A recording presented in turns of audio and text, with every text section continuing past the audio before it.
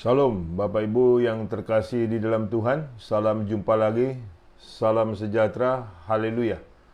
Puji Tuhan Bapak Ibu, jikalau hari ini kembali kita boleh mendapatkan berkat dari firman Tuhan yang merupakan kekuatan kita, yang merupakan kepastian kita di dalam menghadapi kehidupan ini oleh karena kebaikan Tuhan semata-mata. Puji Tuhan Bapak Ibu yang terkasih dalam Tuhan. Sebelum saya berkhotbah lebih jauh, lebih mendalam, kita berdoa terlebih dahulu. Terpujilah namamu, Allah Bapa kami yang di surga, yang kekal, yang mulia, yang selalu hadir dan selalu ada dalam setiap kehidupan dan langkah kami. Kami bersyukur Tuhan jikalau hari ini kembali ditegur, diajar dengan firman-Mu yang adalah kekuatan kami, yang adalah terang bagi setiap jalan-jalan kami. Terima kasih Bapa, terpujilah nama Tuhan.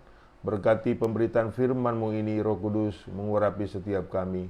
Dalam nama Tuhan Yesus kami sudah berdoa dan mengucap syukur. Haleluya. Amin. Puji Tuhan, Bapak Ibu yang terkasih dalam Tuhan. Hari ini tema khotbah saya adalah mewaspadai titik buta pada kerohanian kita. Mewaspadai titik buta pada kerohanian kita. Saudara, jikalau kita mengendarai sebuah mobil Jeep, jadi lebih tinggi dari mobil sedan, Bapak Ibu, di situ tatkala kita ingin berbelok ke kiri maupun ke kanan, kita sudah melihat kaca spion. Pastinya kita melihat kaca spion, dan tatkala kita melihat kaca spion, seakan-akan tidak ada kendaraan lain samping kiri maupun samping kanan kita. Ternyata begitu kita berbelok ke kanan atau ke kiri, Bapak Ibu, ternyata di situ ada kendaraan motor, kendaraan roda 2 yang kita tidak lihat di kaca spion tersebut. Pada saat kita tidak hati-hati, tatkala kita berbelok, saudara pasti akan menabrak motor tersebut. Nah, itu disebut titik buta di dalam penglihatan kita pada kaca spion tersebut. Saya sering mengalami itu tatkala saya punya mobil jenis Jeep yang tinggi itu ya Bapak Ibu. Jadi benar-benar kita harus melongok bahwa dipastikan di samping kendaraan kita tidak ada kendaraan roda 2. Kalau tidak demikian kita hanya mempercayai kaca spion Bapak Ibu, ternyata seringkali kita sangat terkejut pada saat kita berbelok ke kiri maupun kanan. Awalnya kita lihat tidak ada, ternyata ada kendaraan roda 2. Dan sejak kapan kendaraan roda 2 tersebut ada di samping kiri maupun samping kanan kita?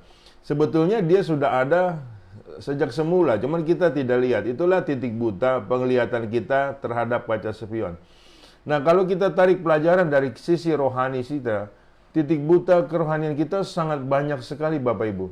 Sangat banyak sekali. Ya kan? Jadi tatkala kita melihat tidak ada apa-apa, ternyata di situ ada pelanggaran. Ternyata di situ saudaraku ada satu keadaan yang memang kita tidak boleh lakukan, ternyata kita lakukan. Itu titik buta pada kerohanian kita. Ini perlu hati-hati Bapak Ibu. Perlu kehati-hatian dengan sangat agar kita tidak mengalami dan tidak melihat titik buta dalam kondisi rohani kita dan selalu waspada. Sehingga di dalam kerohanian kita, saudaraku, tidak ada titik buta, tapi terang menderang bahwa ini tidak boleh, ini boleh. Jadi kita tidak melanggar hal yang tidak boleh. Ya Bapak Ibu, sebab kita perlu memperhatikan hal tersebut di dalam setiap perjalanan kerohanian kita. Ada beberapa hal yang kita akan bicarakan, saudaraku, dalam khotbah ini. Yang pertama adalah titik buta pada perjalanan rohani kita. Titik buta pada perjalanan rohani kita. Bukan tidak mungkin dalam perjalanan rohani kita, Bapak Ibu, kita di depan kita, di hadapan kita, samping kiri, samping kanan kita, ada jebakan-jebakan yang mana, saudaraku, kita tidak lihat namun ada. Nah, jebakan-jebakan ini semacam kayak sihir, penyesatan, segala macam gitu. Sehingga kita berhubungan dengan hal tersebut atau bertabrakan dengan hal tersebut, sehingga pada akhirnya kita kalah. Kita mengalami eksiden kerohanian. Itu yang hati-hati. Itu yang perlu kita hati-hati sekali. Kita lihat dari Kisah Para Rasul pasal 13 dalam hal ini. Ayat 6 sampai ayat yang ke-12. Mereka mengelilingi seluruh pulau itu sampai ke Pafos. Di situ mereka bertemu dengan seorang Yahudi bernama Bar Yesus. Ia seorang tukang sihir dan nabi palsu. Adalah kawan gubernur pulau itu, Sergius Paulus, yang adalah orang cerdas. Gubernur itu memanggil Barnabas dan Saulus karena ia ingin mendengar firman Allah.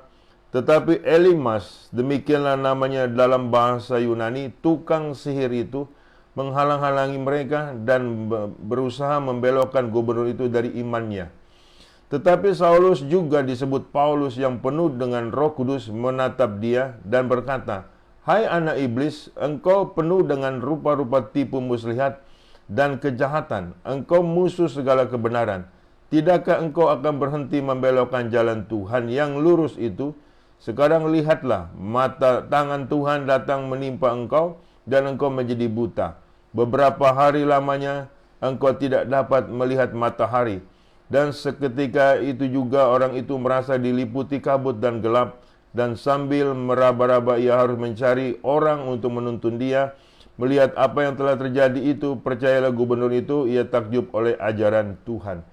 Saudaraku, dalam perjalanan pelayanan, Paulus menjumpai penyihir, Bapak Ibu, yang namanya Elimas.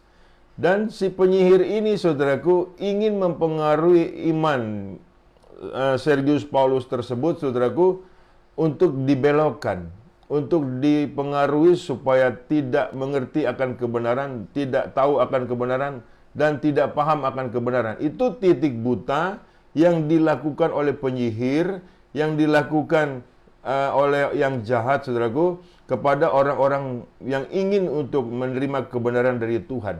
Nah, titik buta ini, saudaraku, seharusnya tidak boleh terjadi atas setiap kita jikalau kita mengandalkan Roh Kudus. Dengan Roh Kudus kita tahu, Bapak Ibu, mana yang benar, mana yang tidak benar. Kita tahu letak-letaknya, kita tahu strategi-strateginya, kita tahu dia bersembunyi di mana, kita paham, saudaraku, ini penyesatan atau bukan.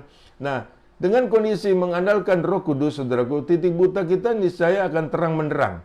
Sehingga kita tidak bisa ditipu oleh iblis yang menyamar sebagai malaikat terang. Bukan tidak mungkin di sekeliling kita, Bapak Ibu, ya kan, banyak penyesat-penyesat, saudaraku, yang memasang ranjau-ranjau jebakan untuk kita melanggarnya, untuk kita kondisinya, saudaraku, masuk perangkapnya. Itu perlu hati-hati, sebab sudah banyak korban bagi orang Kristen, saudaraku, yang mana terkondisikan mereka tidak tahu itu bukan dari Tuhan. Nah, itu titik buta kerohanian, titik buta perjalanan kerohanian mereka. Dan pada akhirnya mereka tersesat jauh sekali dari jalan-jalan Tuhan. Dan masalahnya, pun kalau mau balik lagi, nah itu kalau terlambat ini berbahaya. Ya, perhatikan Bapak Ibu, kita benar-benar harus mengandalkan kekuatan dari Roh Kudus, Roh Allah tersebut yang berkuasa, sehingga kita bisa mengkondisikan diri kita berkemenangan atas jebakan-jebakan si jahat. Yakobus 4 ayat 7, tunduklah kepada Allah, lawanlah si iblis, maka dia lari dari hadapanmu. Nah, itu yang perlu kita benar-benar, saudaraku, perhatikan. Jadi, tatkala perjalanan rohani kita, saudaraku, dengan sekian tahun ke depan, tidak ada lagi yang bisa menjebak kita. Tidak ada lagi yang bisa merayu kita. Ya kan, baik keduniawian, mamon, tetek bengek, kenajisan, segala macam. Sehingga kita bisa menghindar hal tersebut, saudaraku, dan tidak terjadi pelanggaran rohani. Dengan tidak terjadinya pelanggaran rohani, lama-kelamaan kita dianggap sebagai orang-orang yang setia kepada Tuhan. Perhatikan titik buta di dalam sekeliling hidupmu, perjalanan rohanimu, jebakan-jebakan apa yang Anda sudah melanggarnya, yang Anda sudah terkecoh olehnya, sehingga kondisimu itu benar-benar babak belur karena mengalami pelanggaran rohani yang sedemikian sering. Ya kan, saudara, dan pada akhirnya bisa dibayangkan akibat yang Anda akan terima. Jadi perlu kita hati-hati dalam hal tersebut, Bapak Ibu. Paulus mengalami hal tersebut. Tapi Paulus tahu bahwa ini penyihir yang kerjaannya adalah membelokkan jalan Tuhan. Ya kan, saudaraku, yang lurus itu. Nah, itu adalah satu nilai, sebuah tindakan yang tepat oleh Paulus lakukan, dan di situ dia melawannya dengan kekuatan dari Roh Kudus, dengan kuasa dari Roh Kudus, dan akhirnya penyihir itu justru menjadi buta. Ya kan, dan tidak bisa mempengaruhi lagi, saudaraku, yang untuk mempengaruhi orang-orang yang ingin menerima kebenaran dari Tuhan. Perlu hati-hati, sekali lagi saya bicara, ada titik buta dalam perjalanan rohani kita. Bukan hanya ada, banyak sekali titik buta yang kita tidak lihat. Padahal itu dia ada, saudaraku, yang perlahan-perlahan mempengaruhi kita untuk mencelakakan kerohanian kita. Makanya banyak orang Kristen pada murtad. Itu kondisi seperti itu, saudaraku. Dia tidak tahu soal kebenaran, tetapi dia tidak melibatkan roh Allah, roh kudus. Sehingga sok tahu, pada akhirnya saudaraku, dia mengandalkan kekuatan diri sendiri, akhirnya terkutuk. Ini yang perlu Bapak Ibu benar-benar sungguh-sungguh harus memperhatikan dan harus benar-benar mengandalkan Tuhan. Jikalau tidak demikian Bapak Ibu, kita dalam kondisi berbahaya di dalam perjalanan rohani kita, dan pada akhirnya kita mengalami nilai kecelakaan rohani. Tatkala kita mengalami kecelakaan rohani Bapak Ibu, ini kondisinya sangat mengenaskan, sangat ironis sekali, sehingga pada akhirnya kita bukan tidak mungkin kita akan terhilang. Ya kan saudaraku? Sehingga pada akhirnya kita tidak mengerti mana kehendak Allah, mana bukan. Ini yang Bapak Ibu harus benar-benar wanti-wanti, ya kan, terhadap dirimu, terhadap keberadaan kondisimu, supaya Bapak Ibu terkondisikan benar-benar waspada dan terang menderang. Makanya firman Tuhan mengatakan, pelita bagi kakiku dan terang bagi jalanku. Hati-hati. Amin. Yang kedua, saudaraku, titik buta pada pengajaran rohani kita. Titik buta pada pengajaran rohani kita. Matius 15 ayat 7-14. Hai orang-orang munafik, benarlah nubuat Yesaya tentang kamu. Bangsa ini memuliakan aku dengan bibirnya, padahal hatinya jauh daripadaku. Percuma mereka beribadah kepadaku, sedangkan ajaran yang mereka ajarkan ialah perintah manusia.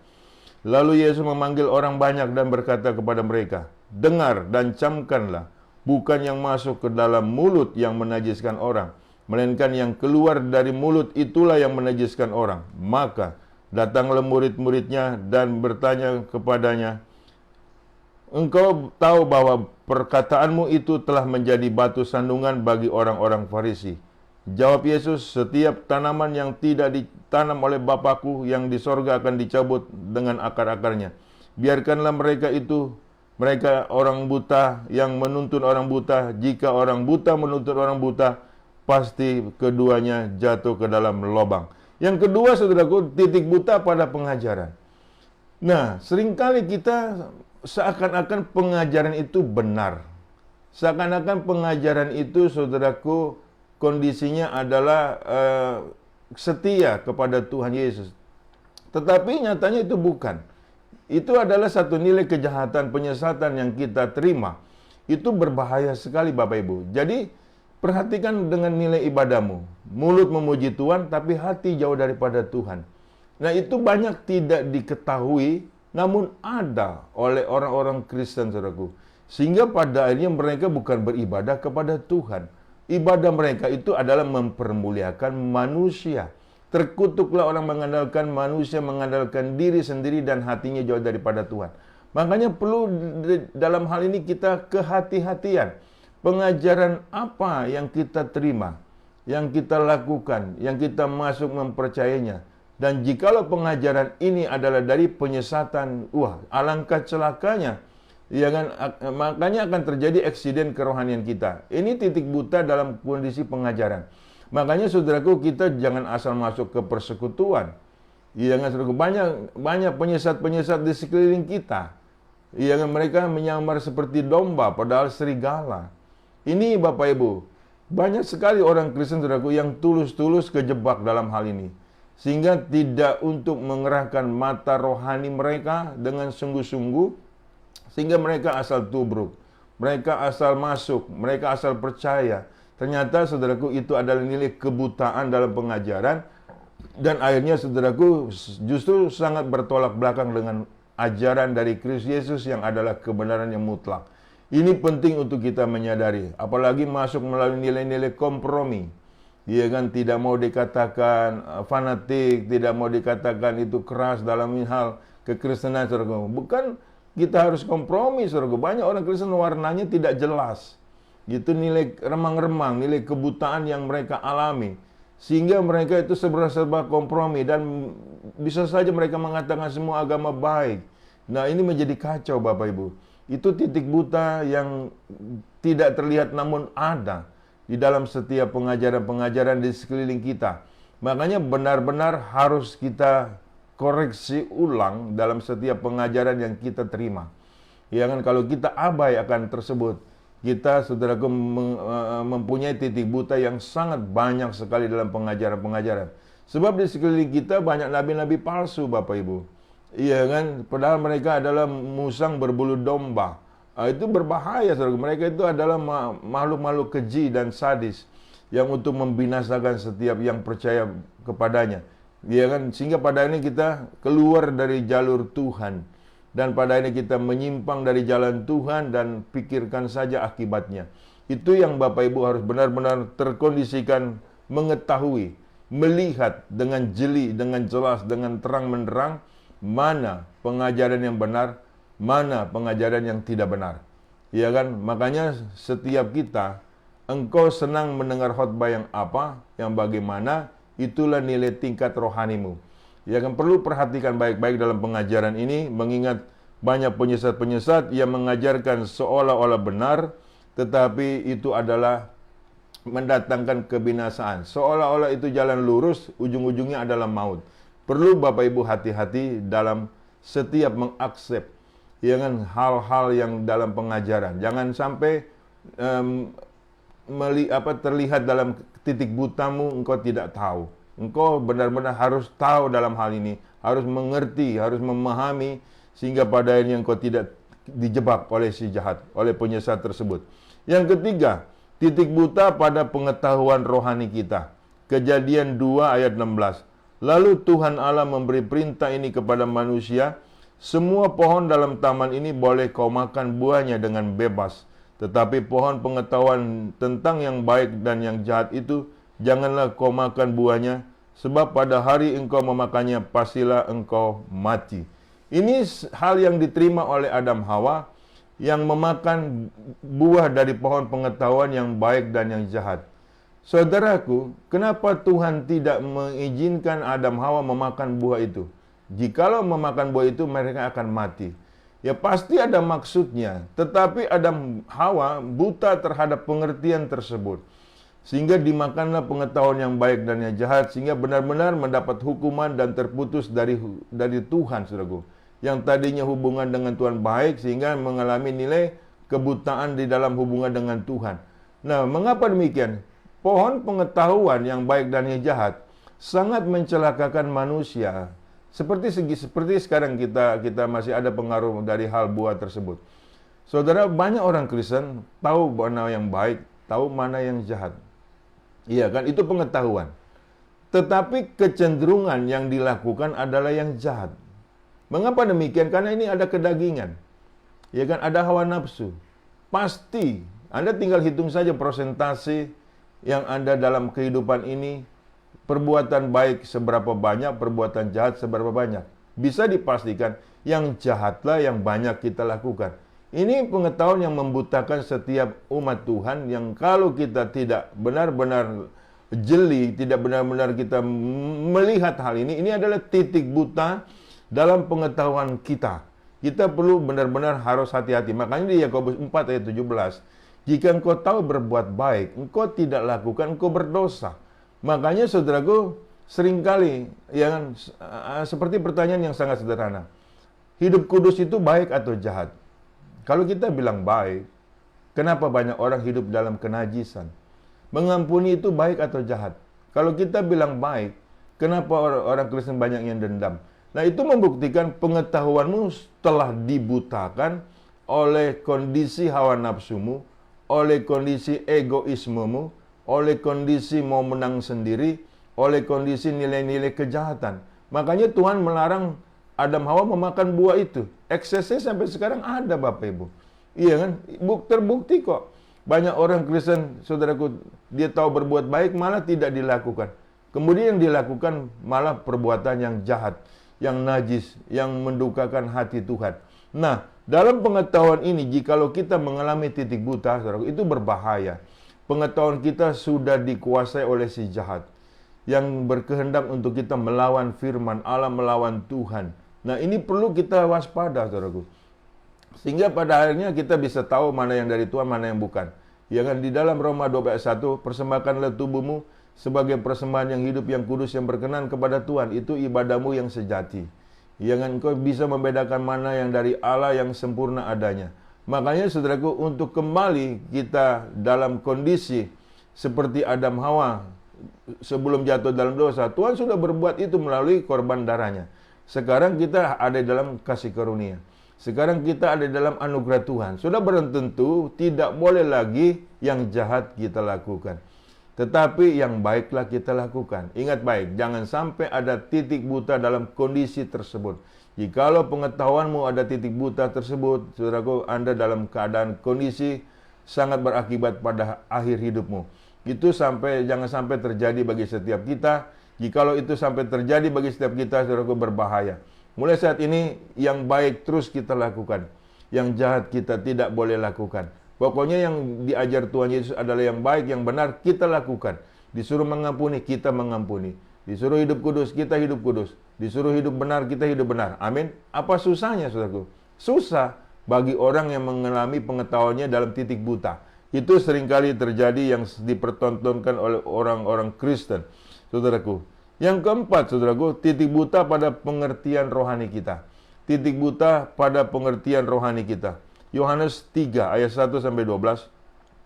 Adalah seorang Farisi yang bernama Nikodemus, seorang pemimpin agama Yahudi. Ia datang pada waktu malam kepada Yesus dan berkata, "Rabi, kami tahu bahwa engkau datang sebagai guru yang diutus Allah.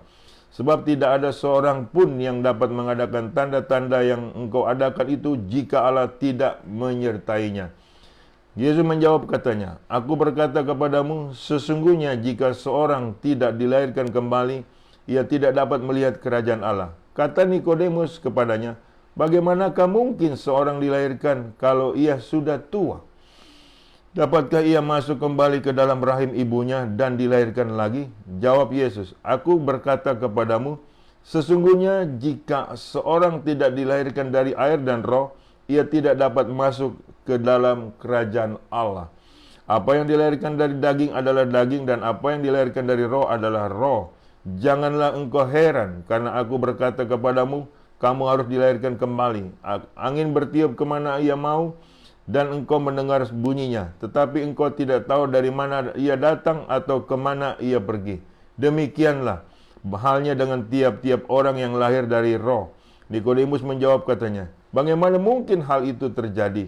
Jawab Yesus, "Engkau adalah pengajar Israel. Engkau tidak mengenal hal-hal itu. Engkau tidak mengerti hal-hal itu.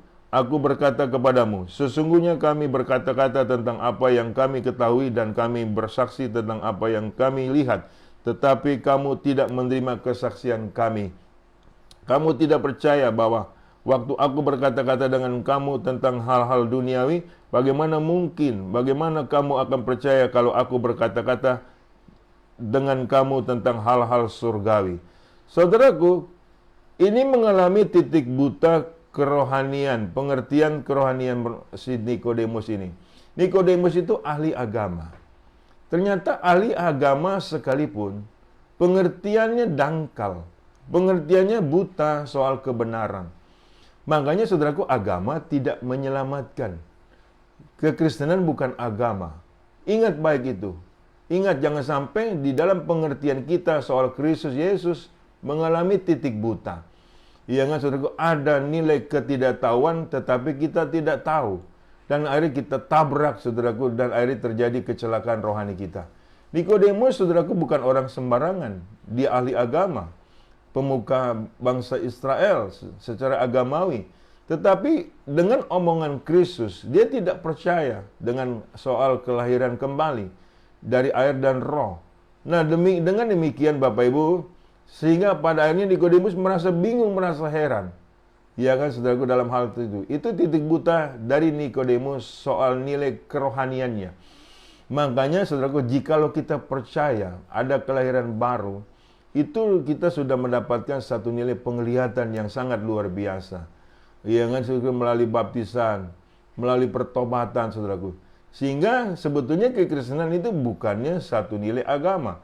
Kekristenan adalah karya Kristus sebagai Mesias yang menyelamatkan kita. Dan kita adalah milik Kristus. Kita adalah pengikut Kristus. Kita adalah murid-murid Kristus. Sehingga kita tidak mengalami lagi kebutaan soal kerohanian kita dan soal pengertian kita. Pengertian kita sudah benar. Jangan mau dibutakan. Jangan, saudaraku, digelapkan dengan pengajaran-pengajaran yang enggak jelas. Sayang sekali kalau masih banyak orang Kristen yang murtad. Telah dibutakan dengan roh-roh agamawi, dengan roh-roh duniawi, sehingga pada dia mereka kembali kepada nilai kegelapan yang paling gelap, dan di situ akan terjadi akibatnya kertak gigi. Makanya setiap kita harus mengerti, harus memahami nilai-nilai yang dari Tuhan, maksud Tuhan, tujuan Tuhan, dan keinginan Tuhan, sehingga kita punya pengertian tidak dalam keadaan dalam titik buta. Pengertian kita sudah tahu mana yang dari Tuhan, mana yang bukan. Amin, saudaraku. Benar-benar kita harus serius di dalam pengertian ini. Jangan sampai kita digugat oleh pengertian-pengertian yang dalam kebutaan mereka. Iya kan, saudaraku, dalam kondisi hal-hal yang kita ikuti ternyata bukan ajaran Kristus. Dan akhirnya kita, saudaraku, terjebak dalam hal yang jahat. Makanya setiap kita harus benar-benar di dalam pengertian kita, saudaraku, benar-benar harus minta bimbingan dari Tuhan. Makanya doanya kita adalah selalu minta bimbingan dari Roh Kudus, sehingga kita tidak mengalami titik buta di dalam pengertian kita. Yang terakhir, Bapak Ibu, yang kelima. Yang kelima, saudaraku, titik buta pada perkiraan rohani kita. Di Matius 7 ayat 21-23. Bukan setiap orang yang berseru kepadaku, Tuhan, Tuhan, akan masuk ke dalam kerajaan sorga, melainkan dia yang melakukan kehendak Bapa-Ku yang di sorga. Pada hari terakhir banyak orang akan berseru kepadaku, Tuhan, Tuhan, bukankah kami berbuat demi nama-Mu dan mengusir setan demi nama-Mu dan mengadakan banyak mukjizat demi nama-Mu juga? Pada waktu itulah aku berterus terang kepada mereka dan berkata, aku tidak pernah mengenal kamu, enyalah daripadaku kamu sekalian pembuat kejahatan. Ini kondisi yang pada akhirnya mengalami atau akibat dari perkiraan rohani mereka yang dibutakan. Banyak orang Kristen, saudaraku, perkiraannya sudah dibutakan. Mereka berpikir pasti masuk surga. Ya, tetapi saudaraku, ternyata ditolak Tuhan. Kebutaan nilai perkiraan rohani kita pada rohani kita tidak boleh terjadi. Jikalau kita yakin masuk surga, harus melakukan kehendak Bapa-Ku, Bapak surgawi, Bapak Ibu. Ini penting, saudaraku. Jadi kita ada terang menderang. Firman ini menjelaskan di awal agar kita tidak terjebak hanya sekedar berseru-seru kepada Yesus Tuhan. Ternyata perbuatan kita tidak sesuai kehendak Bapa surgawi, yang adalah saling mengasihi, saling mengampuni, saling menyayangi, jangan saling untuk memberi, saudaraku, seperti itu. Banyak orang begitu gagahnya, ya kan, saudara, mengadakan nilai-nilai KKR, menyembuhkan orang sakit demi nama Yesus, mengusir setan demi nama Yesus, bernubuat demi nama Yesus. Tapi kenyataan hidupnya, ya kan, saudaraku, jahat, najis, dan buruk, egois, segala macam. Dan ini tidak boleh terjadi. Itulah nilai perkiraan titik buta rohani mereka. Mereka pikir pasti masuk surga, nyatanya tidak. Itu yang perlu benar-benar, saudara, kita jangan dibutakan dalam perkiraan kita. Ya kan, saudaraku, seringkali kalau saya bertanya kepada orang Kristen, kau yakin masuk surga? Yakin, Pak. Bagaimana kau bisa yakin masuk surga? Dia terdiam. Yakin aja, Pak, yang penting asal percaya, Pak. Asal percaya. Setan juga percaya Yesus Tuhan. Jangan gemetar. Banyak orang Kristen percaya Yesus Tuhan malah kacau hidupnya. Itu titik buta pada perkiraan rohani kita. Jikalau kita anggap kita masuk surga tanpa membenahi nilai attitude kita, kondisi-kondisi kehidupan kita, di dalam perjalanan kerohanian kita, jangan menyesal jika kita pada akhirnya, aku tidak mengenal kamu, hai engkau pembuat kejahatan. Karena apa? Karena tidak melakukan kehendak Bapa surgawi. Kehendak Bapa surgawi adalah, kasihilah Tuhan Allahmu dengan segenap hatimu, dengan segenap jiwamu, dengan segenap akal budimu, dengan segenap kekuatanmu, dan kasihilah sesamamu seperti engkau mengasihi dirimu sendiri. Hiduplah dalam kekudusan, dalam kebenaran Tuhan, sehingga pengertianmu, perkiraanmu masuk surga itu tepat dan tidak meleset, dan tidak kondisinya, saudaraku, malah kita nanti kecewa, ya toh? Makanya di sini perkiraan kita dalam kerohanian kita dalam masuk surga harus benar-benar benar, harus benar-benar tepat dalam kebenaran Tuhan. Bukan sembarangan kita berstatement, tetapi benar-benar harus ada hitungannya. Harus perlu kehati-hatian. Mulai saat ini koreksi kembali perkiraanmu, ya kan, yakin masuk surga, ya kan, hati-hati. Ya kan, sebab perbuatanmu, tanggung jawabmu itu benar-benar saudaraku mengikuti nilai keyakinanmu, perkiraanmu. Anda perlu tahu itu, saudaraku. Kita tidak bisa asal ngomong, wah yang penting saya sering ibadah, rajin ibadah, saudaraku. Ternyata kita sudah menyimpang dari jalan Tuhan. Kita lihat lagi Yesaya 30 ayat 1 sampai 3. Celakalah anak-anak pemberontak, demikianlah firman Tuhan yang melaksanakan suatu rancangan yang bukan daripada aku, yang memasuki suatu persekutuan yang bukan oleh dorongan rohku, sehingga dosa mereka bertambah-tambah, yang berangkat ke Mesir dengan tidak meminta keputusanku, untuk berlindung pada Firaun dan untuk berteduh di bawah naungan Mesir. Tetapi perlindungan Firaun akan memalukan kamu, dan perteduhan di bawah naungan Mesir akan menodai kamu. Nah ini saudaraku, kondisi yang terjadi banyak orang Kristen sekarang. Dia anggap dia benar-benar datang kepada nilai Tuhan, tetapi dorongannya adalah dorongan hawa nafsu dan ingin menduakan Tuhan. Itu yang dikatakan adalah perkiraan rohanimu dibutakan. Engkau mempunyai titik buta pada perkiraan rohanimu. Itu benar-benar harus hati-hati dalam kondisi ini jikalau Anda mempunyai hal tersebut. Saya berharap firman Tuhan ini tidak kembali dengan sia-sia. Barang siapa yang menyia-nyiakan firman Tuhan, dia akan mendapatkan satu hal yang tidak nyaman dan alias celaka. Perlu Bapak Ibu pahami ini. Ya kan, perlu Bapak Ibu sangat hati-hati dalam setiap perjalanan kerohanian kita, agar kita benar-benar tetap ada di dalam jalur Tuhan, lajur Tuhan, jalur kebenaran dan lajur kebenaran di dalam nama Tuhan Yesus Kristus. Saya berdoa untuk kita sekalian. Terpujilah namamu Allah Bapa yang kekal, yang mulia, yang luar biasa. Kami sangat percaya firman-Mu pelita bagi kaki kami dan terang bagi jalan kami. Sehingga setiap perjalanan hidup kami tidak mengalami kecelakaan rohani, tidak mengalami kecelakaan yang mana terkondisikan kami terjebak oleh si jahat, yang dipasang jebakan-jebakan tersebut di hadapan kami. Sebab kami mempunyai kejernihan dalam penglihatan oleh karena Roh Kudus Tuhan. Dan aku percaya firman-Mu ini tidak kembali dengan sia-sia dan memberkati seluruh jemaat yang ada yang bisa mendengar firman-Mu ini. Terima kasih Bapa, berkati mereka, lindungi mereka dalam nama Yesus Tuhan. Kami sudah berdoa dan puji syukur. Haleluya. Amin. Bapak Ibu yang terkasih dalam Tuhan, terimalah berkat dari Allah Bapa, di dalam cinta kasih Tuhan kita Yesus Kristus, di dalam persekutuan dengan Roh Kudus yang selalu menyertai kita mulai dari saat ini sampai Maranatha. Tuhan datang kali yang kedua menjemput kita dalam kemuliaannya, dan kita pun layak menerima kemuliaan Tuhan dari kekal sampai kekal. Haleluya. Amin.